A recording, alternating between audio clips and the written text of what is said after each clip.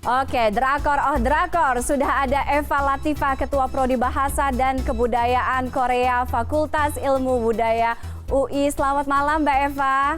Ini yang paham banget soal drakor karena ngajarin. Baik, ngajarnya soal drakor katanya ya?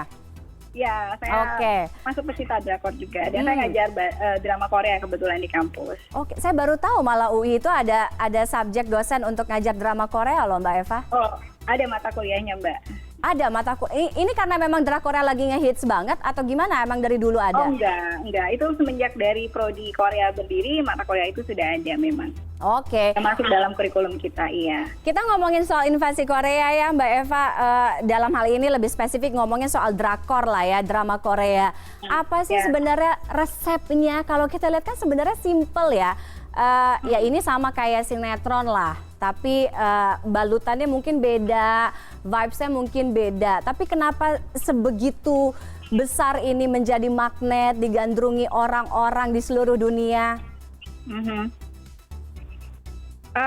Jadi saya rasa memang ini kali ya Mbak, karena drama Korea itu pintar sekali membungkus gitu ya ceritanya dengan sangat baik. Dan satu tayangan itu dia bukan cuma hanya menjual tampang yang katanya begitu ya, orangnya ganteng-ganteng, bukan cuma itu, tapi dia satu paket gitu. Jadi one package, kita nonton satu tayangan, ceritanya bagus, orang yang ditontonnya oke, setting tempatnya juga enak buat dilihat gitu. Jadi semua itu membuat orang untuk betah melihatnya gitu. Dan nggak kalau ceritanya sudah bagus, kalau di Indonesia kan jadi berapa ribu episode gitu ya. Kalau di Korea kan ya memang sudah waktunya selesai gitu. Jadi yang panjang itu rata-rata kan 16 episode udah. Kalau sudah selesai ya selesai begitu Mbak. Oke, tapi dibalik itu semua coba kita ngelihat mereka itu kan selalu menggunakan bahasa Korea ya. Artinya ini bukan bahasa Inggris, bahasa universal yang bisa dipahami oleh semua orang. Ya semua orang ngerti. Tulisannya pun jelimet, susah.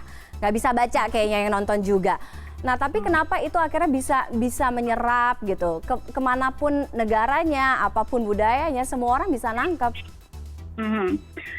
Jadi itu sebetulnya strategi yang orang Korea pegang. Jadi mereka itu punya satu moto gitu ya. Selain bahwa mereka mencoba menyebarkan budaya yang mereka punya gitu. Salah satunya tentu dengan bahasa gitu. Terus juga kontennya dia, bajunya, misalnya handuknya, makanannya. Tapi juga mengandung nilai-nilai universal yang sifatnya global gitu. Jadi makanya mereka ceritanya juga ada yang cerita klasiknya seperti yang di awal-awal itu ada di Gangnam ya, ada Jewo in the Palace gitu ya. Terus sekarang juga banyak cerita-cerita yang settingnya di kerajaan gitu, tetapi cerita-cerita yang modern yang kisah anak muda sekarang gitu dan orang-orang semua bisa paham, itu justru membuat orang malah jadi tertarik. Jadi ini satu strategi yang saya rasa luar biasa sekali. Orang Korea juga waktu menulis lagu gitu misalnya, awalnya agak ragu, ini kira-kira pasar internasional mau nerima nggak ya?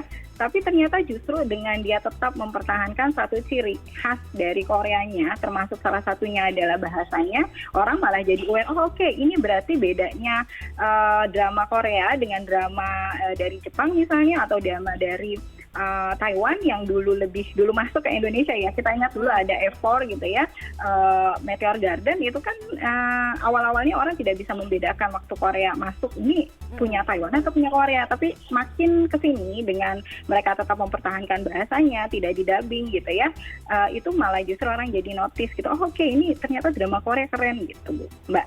Oke, kalau kita ngomongin soal general ya, mix K-popnya atau drakornya, jauh sebelum yang sekarang lagi ngehits itu kan sebelumnya ada J-pop gitu, atau mungkin tadi Mbak Eva sampaikan ada Meteor Garden yang dari Taiwan ya kan. Nah, kemudian apa yang membedakan si drakor ini berbeda dengan senior-seniornya sampai sekarang tuh jadi adiktif orang-orang kayaknya nonton? Saya rasa dari segi cerita mungkin Korea juga nggak selamanya dia memang original dari Korea. Jadi mereka justru ada juga banyak adaptasi dari cerita dari Jepang gitu, dari Taiwan. Tapi kemampuan mereka mengolah kembali cerita adaptasi yang diambil dari luar itu justru akhirnya booming juga di negara asalnya gitu loh. Jadi kayak yang apa namanya Meteor Garden itu kan juga sempat dibuat juga di Korea ya, yang Boys Before Flowers itu kan juga adaptasi. Tapi booming dan di negara asalnya juga itu jadi terkenal di Jepang gitu ya.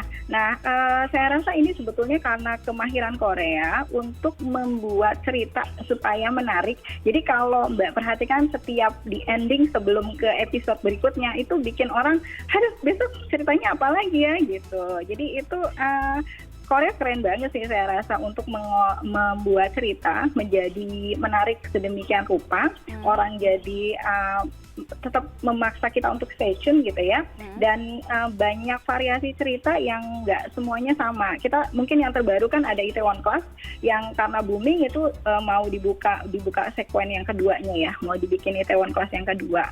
Jadi itulah saya rasa yang membuat drama Korea jadi, apalagi sekarang nih kalau kita kaitkan dengan kondisi sekarang kita semua lagi ada di rumah aja, belajar di rumah aja, orang pasti mencari hiburan, mencari satu pelarian untuk supaya nggak stres. Kemana ya, rata-rata banyak juga yang tadinya nggak nonton drama sekarang jadi nonton drama Korea gitu Mbak.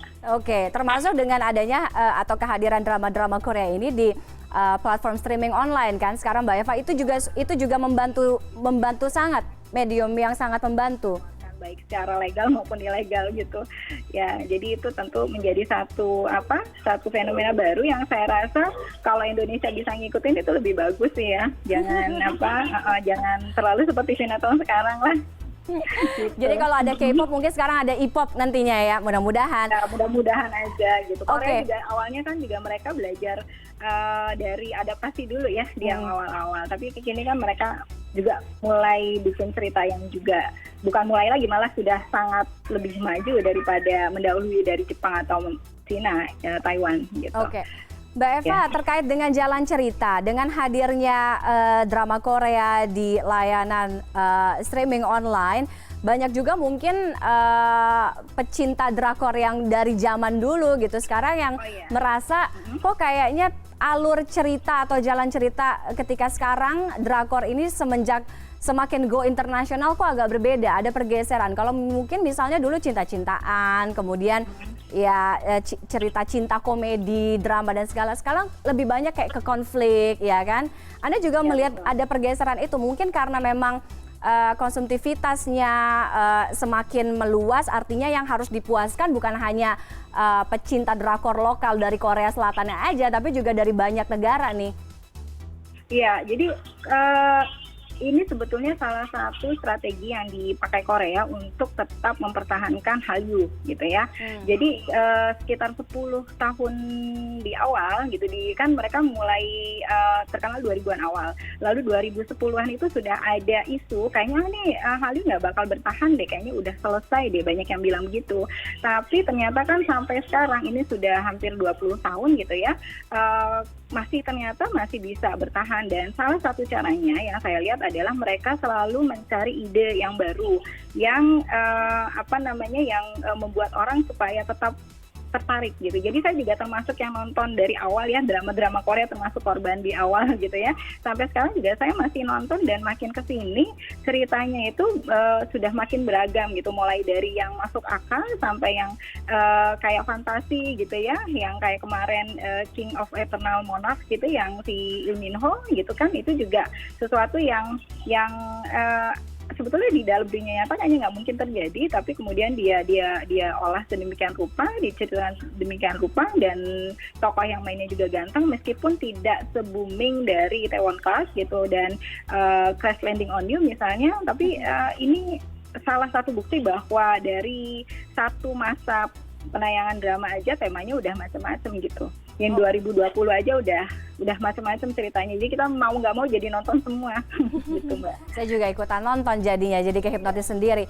Mbak Eva, terakhir singkat saja, keterlibatan dari pemerintah sendiri, Anda melihat mengamati bagaimana pemerintah Korea Selatan memberikan insentif atau menaruh support atau perhatian kepada sineas atau industri film Korea sehingga membuat drakor bisa sampai di titik yang sekarang? Ya, kalau saya lihat sebetulnya pemerintah Korea itu memang luar biasa sekali ya. Dari mulai Hallyu di awal gitu, itu saya dengar dari profesor saya, mereka sudah melibatkan penulis gitu dari kalangan akademisi, jadi termasuk dari universitas, profesor itu ditarik, diajak untuk memikirkan nih berikutnya kita mau bikin hal yang gimana ya. Terus kemudian dari industri, misalnya perusahaan kayak Samsung, zaman awal-awal kan mungkin orang nggak banyak yang tahu ya, waktu awal-awal saya mulai berkecimpung di dunia Korea belum banyak yang pakai Samsung, tapi coba sekarang yang pakai HP Samsung itu kan udah levelnya level atas gitu, kalau yang bagus-bagusnya gitu kan udah masuk ke dalam suatu yang di tingkat sosial tuh punya nilai yang tinggi gitu. Nah, jadi sampai sekarang pun saya lihat pemerintah itu masih support gitu, meskipun tidak seterbuka yang dahulu gitu ya, apa yang mereka lakukan. Saya coba cari-cari data juga yang dilakukan pemerintah itu, misalnya waktu kemarin menang di Cannes gitu ya, yang kita tahu film Korea yang terkenal itu kan Presiden juga sampai mengucapkan selamat gitu. Dan kalau kita lihat juga kalau misalnya ada acara promosi dari pemerintah Korea untuk misalnya pariwisata Korea, pasti dari artis-artis Korea yang selalu diambil sebagai brand ambassador-nya. Jadi ini dukungan pemerintah, bukan hanya sekedar dalam hal memberikan ruang gitu di TV misalnya, oke silakan kalian buat, tetapi juga dukungan hal-hal yang seperti tadi gitu, ucapan dari pemerintah, diambilnya tokoh-tokoh atau perwakilan dari artis-artis Hallyu misalnya untuk jadi brand ambassador tertentu, itu juga menjadi satu bukti dukungan pemerintah terhadap dunia industri kreatif Korea gitu. Makanya mereka juga sebetulnya pemerintahnya juga kan mendapat keuntungan yang luar biasa dari hasil import gitu ya, hasil masuknya pundi-pundi uang dari dunia industri kreatif Korea begitu. Oke, terima kasih Mbak Eva. Obrolan soal drakornya semakin menyemangati kita pokoknya untuk nonton drakor. Intinya sih sebenarnya kalau yang positif kita ambil aja ya hikmahnya ya. Mudah-mudahan kita hasil karya anak bangsa juga bisa melesat di dunia seperti drakor-drakor dan K-pop ini. Terima kasih sekali lagi. Iya.